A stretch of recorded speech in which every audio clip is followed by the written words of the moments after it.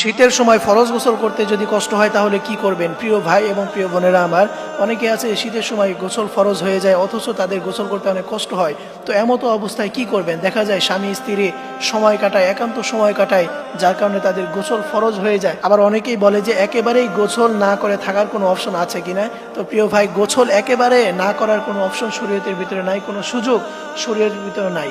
গোসল আপনাকে করতেই হবে। আপনার যদি এমন না হয় পানির যদি আপনি ব্যবহার করেন তাহলে আপনি মারা যাবেন, এরকম যদি সম্ভাবনা আপনার না থাকে তাহলে আপনি সাথে সাথে গোসল করে নেবেন। আর যদি এমন হয় যে কারো অসুস্থতা রয়েছে, এমতো অবস্থায় ডাক্তার বলেছে যদি ঠান্ডা পানি দিয়ে সে গোসল করে তাহলে সে মারা যাওয়ার সম্ভাবনা রয়েছে, তার জীবন মরণের প্রশ্ন এসে যেতে পারে, এমন যদি হয় তাহলে সে গোসল ছাড়াই শুধুমাত্র ওযু করে নিলে হয়ে যাবে। কিন্তু আপনার যদি এরকম কোনো সুযোগ না থাকে, জাস্ট একটা সুযোগেই, সেই সুযোগটা হচ্ছে মারা যাওয়ার সম্ভাবনা না থাকে, তো এই সম্ভাবনা যদি না থাকে তাহলে যত ঠান্ডায় থাকুক, যত কিছুই থাকুক, আপনার গোসল করতেই হবে, এছাড়া কোনো অপশন নাই। কারণ আপনি যদি এরকমই পুরুষ হয়ে থাকেন যে শীতের ভিতরে আপনি অল্প কিছুদিন, হয়তো ঠান্ডা অনেক বেশি, এমতো অবস্থায় আপনার স্ত্রী থেকে যদি কিছুদিনের জন্য দূরে থাকতে না পারেন, আপনার যদি স্ত্রীর কাছে যেতেই হয়, তাহলে আপনি গোসল কেন করতে পারবেন না? আপনার শরীর রক্ত যদি এতই গরম হয় তাহলে আপনি গোসল কেন করতে পারবেন না?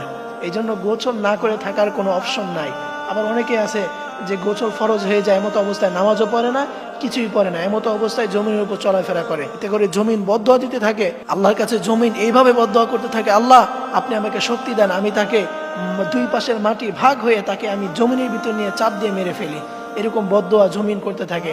এই জন্য নাপাক অবস্থায় থাকা যাবে না। নাপাক অবস্থায় থাকলে আরো বিভিন্ন ধরনের ক্ষতি হতে পারে, ঘরে জিনের আসর হতে পারে, এবং নাপাক অবস্থায় যদি থাকেন ঘরের ভিতরে জিন এবং দুষ্ট শয়তান ঘরের ভিতরে বাসা বাঁধতে পারে।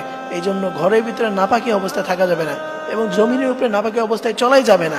জাস্ট একটা কারণ, যদি মারা যাওয়ার সম্ভাবনা না থাকে তাহলে যেই রকম থাকুক না কেন আপনার সাথে সাথে গোসল করে নেবেন।